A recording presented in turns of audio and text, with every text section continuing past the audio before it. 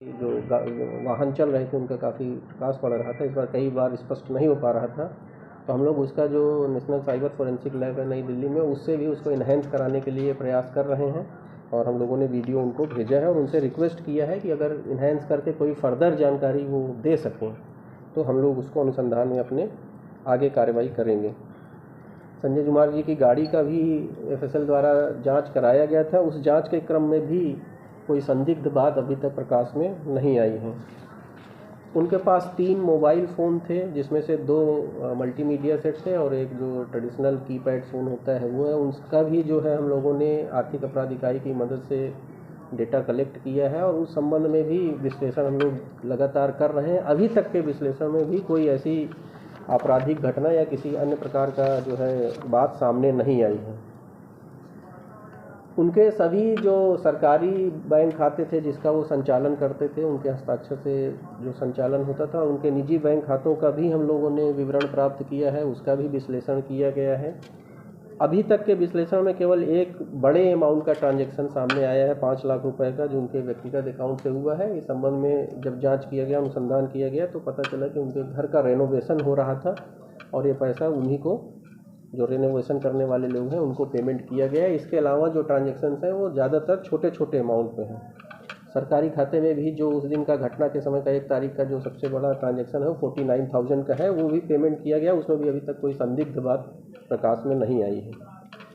अनुसंधान के क्रम में जो है उनके जानने वालों में और दूसरे लोग जो उनकी गतिविधियों से परिचित थे, उनके कार्यस्थल पर जानने वाले थे, उनके परिवार के सदस्य, उनके मित्र, ऐसे लगभग 52-53 लोगों से हम लोगों ने पूछताछ की है और उनके द्वारा भी पूछताछ के क्रम में कोई विशेष बात नहीं बताई गई। लेकिन कुछ लोगों ने ज़रूर ये बताया है कि पिछले 1.5-2 महीने से थोड़ा सा वो परेशान लग रहे थे। परेशान किस विषय पर थे, इस विषय पर हम लोग और अनुसंधान के क्रम में पता करने की कोशिश कर रहे हैं। जो भी साक्षियों द्वारा बयान दिया जा रहा है उसका जो है हम लोग वैज्ञानिक तरीके से फर्दर उसको कोरोबोरेट करने की कोशिश कर रहे हैं। जो नए तथ्य बताए जा रहे हैं उन तथ्यों को भी फर्दर दूसरे साक्षियों से या वैज्ञानिक तरीकों से कोरोबोरेट करने की कोशिश कर रहे हैं और इस संबंध में जो विशेष टीम है उसके द्वारा लगातार प्रयास किया जा रहा है। कुछ मामलों में हम लोगों को सूचना प्राप्त हुई थी कि डॉक्टर संजय साहब जो है फार्मेसी कॉलेजेस का इंस्पेक्शन करने के लिए जो टीम जाती थी उसमें भी जाते थे। तो 1-2 स्पेसिफिक सूचनाएं हम लोगों को मिली थी कि कुछ जगहों पर वो गए थे, लेकिन अनुसंधान के क्रम में अभी तक ये बात स्थापित नहीं हो पाई है कि जो सूचनाएं मिली थी, हम लोगों को दी गई थी कि वो ऐसे फार्मेसी कॉलेजेस में गए हों। फिर भी हम लोग 2 बार 3 बार इन चीज़ों को फिर से देख रहे हैं कि ऐसा नहीं हो कि कुछ हमारी नज़र से छूट जाए। लेकिन अभी तक जो बात हुई है कि लास्ट 3-4-5 महीनों में ऐसे किसी कॉलेज के इंस्पेक्शन में वो नहीं गए थे। मतलब हम लोगों ने जो जानकारी प्राप्त की है कि तकनीकी अनुसंधान के माध्यम से कि अक्टूबर के बाद जो है पटना से बाहर जाने की अभी तक कोई साक्ष्य नहीं मिले हैं, लेकिन फिर भी जो सूचनाएं हम लोगों को मिल रही हैं उसको हम लोग लगातार जो है वेरीफाई कर रहे हैं तकनीकी अनुसंधान के माध्यम से भी और जो ट्रेडिशनल इन्वेस्टिगेशन की टेक्निक्स हैं उनके माध्यम से भी। कल भी एक सूचना इस संबंध में हम लोगों को मिली है, उसका भी हम लोग फर्दर वेरिफिकेशन कर रहे हैं। जो वैज्ञानिक अनुसंधान है उसमें हम लोगों ने 500 से अधिक मोबाइल नंबर जो है आइडेंटिफाई किए थे अलग अलग आधार पर। हम ये नहीं करें कि सारे संदिग्ध लोग थे, लेकिन अलग अलग तरीक़ों से हम लोगों ने 500 नंबर आइडेंटिफाई किए थे। उन सभी का भी विश्लेषण किया गया, उसमें कई लोग जो पूछताछ भी की गई है। इस विश्लेषण में भी अभी तक कोई ऐसी बात प्रकाश में नहीं आई जिससे हम ये निष्कर्ष निकाल सकें कि किसी प्रकार का अपहरण की घटना या कोई और जो है जोर ज़बरदस्ती की गई है।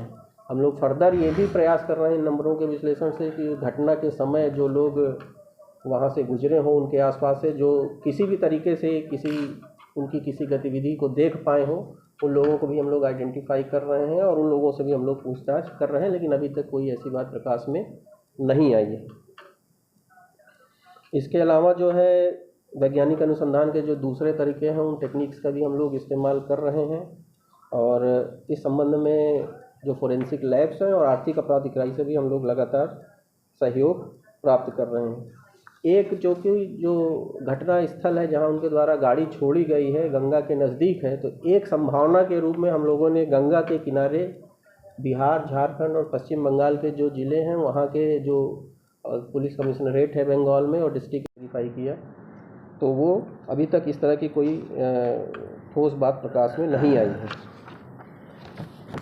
इसके अलावा हम लोगों ने जो हमारा फेसबुक और ट्विटर है उस पर भी सूचनाएं साझा करने की प्रयास कर रहे हैं, और जो स्टेट गवर्नमेंट का तरीका है उस तरीके से हम लोग बिहार, झारखंड और पश्चिम बंगाल, उत्तर प्रदेश, पड़ोसी राज्यों में भी सार्वजनिक रूप से सूचनाओं के प्रयासन के लिए अग्रतर कार्रवाई कर रहे हैं। वो भी हम लोग 1 से 2 दिन में पूरा करने का प्रयास करेंगे।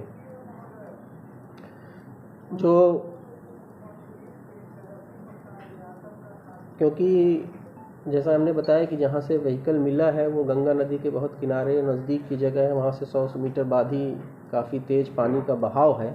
इसलिए एक संभावना के रूप में देखते हुए हम लोगों ने जो स्थानीय गोताखोर हैं जिनके बारे में हम लोगों ने पता किया कि वो गंगा में जो है डाइविंग कर सकते हैं, अच्छे गहराई में जा सकते हैं, ऐसे लोगों की और SDRF के जो एक्सपर्ट टीम है उसकी भी मदद ले रहे हैं, और लगातार उनके द्वारा सुबह से शाम तक प्रयास किया जा रहा है। इस संबंध में हम लोगों को 10 तारीख को एक अज्ञात शव भी मिला था जो नीचे गंगा में था, उसका वेरिफिकेशन भी हम लोग कर रहे हैं। उस संबंध में आलमगंज थाने में अलग से UD केस किया गया है।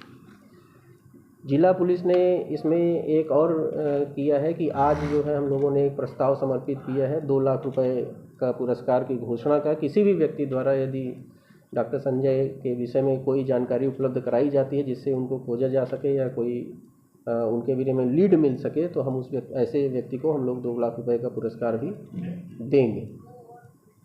तो ये अपडेट था। इस संबंध में अगर आप लोगों को कुछ जगह जगह घूमकर टीवी चैनलों में इंटरव्यू दे रहे हैं, क्या आगे कार्रवाई होगी? देखिए, तमिलनाडु प्रकरण में जो वीडियो चल रहे हैं उन वीडियो की लगातार जांच की जा रही है। बिहार पुलिस की आर्थिक अपराध इकाई के द्वारा भी जांच की गई है और जांच करने के उपरांत कांड भी दर्ज किया गया है, और उस कांड दर्ज करने के बाद भी बहुत सारे वीडियो और लिंक की अभी वो जांच कर रहे हैं।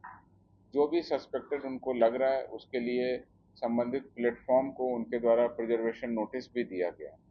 वहीं दूसरी ओर तमिलनाडु पुलिस के द्वारा भी कार्रवाई की जा रही है। तमिलनाडु पुलिस के द्वारा भी प्राथमिकी दर्ज की गई है, और तमिलनाडु की पुलिस बिहार भी आई थी, और बिहार में हमारी जो साइबर सेल की टीम है उससे भी उनकी बातें हुई। तो इस प्रकार से मैं ये कह सकता हूँ कि तमिलनाडु पुलिस और बिहार पुलिस इस पूरे मामले में पूरी संवेदनशीलता से कार्रवाई कर रही है, और जो भी इस तरह के मामले आएंगे उसमें नियमानुसार जो भी कार्रवाई है वो बिहार पुलिस करेगी।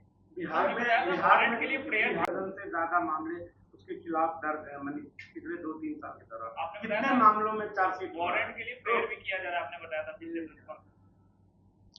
देखिए, जो किसी पर्टिकुलर बात आप करना चाह रहे हैं उसकी पूरी क्या आपराधिक इतिहास रहा है, क्या बैकग्राउंड रहा है, वो मेरे पास में अभी उपलब्ध नहीं है। अभी आपको ये बता सकते हैं कि 2 अपराध कर्मियों की गिरफ्तारी हुई है। EOU ने 3 कांड दर्ज किया है और तीनों कांडों का अनुसंधान वो कर रहे हैं। 2 व्यक्तियों को उन्होंने जेल भेजा है। आगे जो भी अनुसंधान में बातें आएंगी हम आपसे शेयर करेंगे। सर, तमिलनाडु वाले मामले में कितने लोगों को आरोपी बनाया गया है और अभी तक कितने लोगों की आपको बताया 2 लोगों को गिरफ्तार किया गया, और पहली जो FIR थी उसमें 4 लोगों को नामजद किया गया था, उसमें से 2 लोग गिरफ्तार हैं। बाकी की प्राथमिकी में अभी अनुसंधान चल रहा है, और जैसे ही कार्रवाई होगी आपको हम बताएंगे। सर, बिहार में बराबर पेपर लीक की बात सामने आती है तो गिरफ्तारियां हो हमारा स्टोरी है। तीसरा भी FIR दर्ज हो चुका है, उसने अपनी गिरफ्तारी का फर्जी खबर ये किया था उस बारे में। तीसरी FIR दर्ज हो गई है। अभियुक्त पहले मामले में फरार चल रहे थे और उनके द्वारा एक वीडियो पोस्ट किया गया। ट्विटर हैंडल पे एक पोस्ट आया जिसमें हथकड़ी लगा के और ये कहते हुए कि मुझे गिरफ्तार कर लिया गया है, और वो पोस्ट भ्रामक और असत्य था, इसलिए EOU ने उसमें भी एक कांड दर्ज किया है और अब उसकी भी जांच कर रही है EOU, और इसमें जो आगे डेवलपमेंट होगा आपको बताएंगे। सर, वीडियो बनाने के पीछे कोई पॉलिटिकल एंगल है क्या? लेकिन सर वो कह रहा है, मनीष कश्यप का ये कहना है कि उसके नाम का फर्जी अकाउंट बनाया गया था। जब आर्थिक अपराध इकाई ने कांड दर्ज किया, कांड दर्ज करने के उपरांत ही ये इस बात का पता चल पाएगा कि वीडियो कैसे बना, वीडियो किस आधार पर बना, वीडियो किसने बनाया। सारे पहलुओं की जांच होगी और ईओयू अपना कार्रवाई कर रही है। साइबर सेल ने एक प्राथमिकी दर्ज की है। प्राथमिकी अनुसंधान का पहला बिंदु है, उसके बाद अनुसंधान में ही ये बात स्पष्ट होगी। पुराने मामलों में कब तक चार्जशीट हो जाएगा जो उसके खिलाफ? देखिए, अभी तो गिरफ्तारी की बात है और ईओयू की टीम उस पर कार्रवाई कर रही है। विभिन्न टीमें अलग अलग डायरेक्शंस पर, अलग अलग क्लू पर, अलग अलग डिजिटल एविडेंस के आधार पर कार्रवाई कर रही हैं और हम लोग को उम्मीद है कि शीघ्र इसमें हम लोग कार्रवाई करके आपको बताएंगे। सर लेकिन